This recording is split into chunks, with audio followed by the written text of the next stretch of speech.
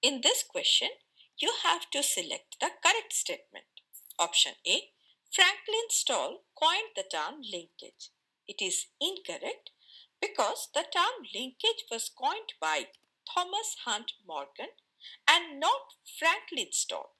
Franklin Stahl is known for the Mendelssohn-Stahl experiment, demonstrating semi-conservative DNA replication. Option B. Punnett square was developed by a British scientist. Now, the Punnett square was indeed developed by Reginald C. Punnett, a British geneticist, to predict the outcome of genetic crosses.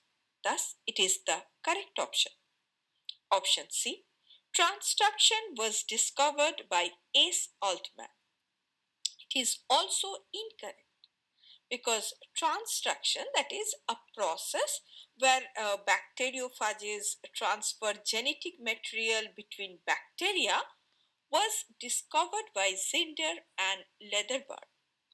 And this Sidney Altman is known for his work on RNA enzymes, that is ribozymes. Option D, spliceosomes takes part in translation. Now, it is also incorrect because spliceosomes are involved in splicing during RNA processing, which occurs before translation.